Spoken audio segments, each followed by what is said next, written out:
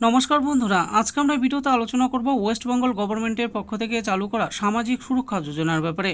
এই যোজনার মাধ্যমে 2.5 লক্ষ টাকার সুবিধা পাওয়া যাবে। তাহলে আসুন দেখে নিই কাদের জন্য এটি আর কিভাবে আবেদন করবেন আপনারা, সমস্ত কিছু জানবো এই ভিডিওতে। সামাজিক সুরক্ষা যোজনা নির্মাণ শ্রমিকদের আর্থিক ও সামাজিক সুরক্ষার জন্য রাজ্য সরকার একটি নতুন প্রকল্প চালু করেছে। এই প্রকল্পের আওতায় শ্রমিকদের কোনো টাকা জমা দিতে হবে না। রাজ্য সরকার প্রতি মাসে শ্রমিকদের সামাজিক সুরক্ষা অ্যাকাউন্টে 55 টাকা জমা করবে। 60 বছর বয়সে শ্রমিকরা সেই জমাকৃত অর্থ ফেরত পাবেন। এরপর বলা হয়েছে পেনশন সুবিধা। এই প্রকল্পে ন্যূনতম 5 বছর সদস্য থাকা শ্রমিকেরা অবসরের পর মাসে 1000 টাকা পেনশন পাবেন। এরপর বলা হয়েছে এককালীন অর্থপ্রাপ্তি। 18 বছর বয়সে কেউ নথিভুক্ত হলে 60 বছরে তিনি 2.5 লক্ষ টাকা পাবেন। ভবিষ্যতে সরকারের তরফে জমার অঙ্ক বাড়ালে অবসরের সময় এককালীন প্রাপ্ত অর্থের পরিমাণও বাড়বে। দুর্ঘটনার জন্য ক্ষতিপূরণ। স্বাভাবিক মৃত্যুর ক্ষেত্রে 50,000 টাকা, দুর্ঘটনাজনিত মৃত্যুতে 2 লক্ষ টাকা। দুর্ঘটনার ফলে শারীরিক অক্ষমতার ক্ষেত্রে 50,000 থেকে 2 লক্ষ টাকা পর্যন্ত ক্ষতিপূরণ দেওয়া হবে। কারা এই প্রকল্পের অন্তর্ভুক্ত হতে পারবেন? নিম্নলিখিত কাজের সাথে যুক্ত শ্রমিকেরা এই প্রকল্পে নথিভুক্ত হতে পারবেন।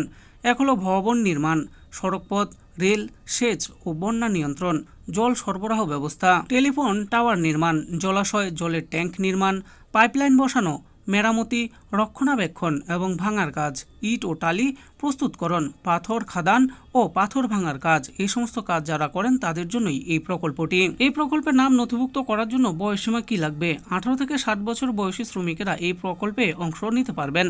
এর জন্য কি কি যোগ্যতার প্রয়োজন রয়েছে?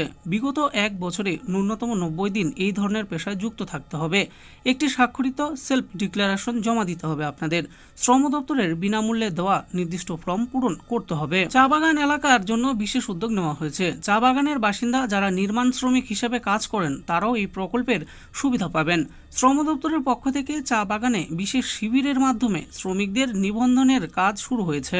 বিশেষ শিবিরের ব্যাপারে কি বলা হয়েছে? বুধবার বানারহাট ব্লকের তেলিপাড়া ও মোড়াঘাট চা বাগানে এই ধরনের শিবির আয়োজন করা হয়। Jalpaiguri deputy labour commissioner office এই উদ্যোগে নেতৃত্ব দেয়। তো বন্ধুরা দেখে নিলেন, আজকে আমরা ভিডিওতে আলোচনা করলাম পশ্চিমবঙ্গ সরকারের তরফে চালু করা সামাজিক সুরক্ষা যোজনার ব্যাপারে।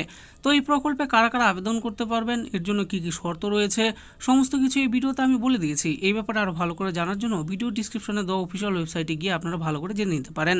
আশা করি ভিডিওটি আপনাদের ভালো লেগেছে। আর এই ভিডিওটি যদি আপনাদের ভালো লেগে থাকে তাহলে অবশ্যই একটি লাইক করবেন।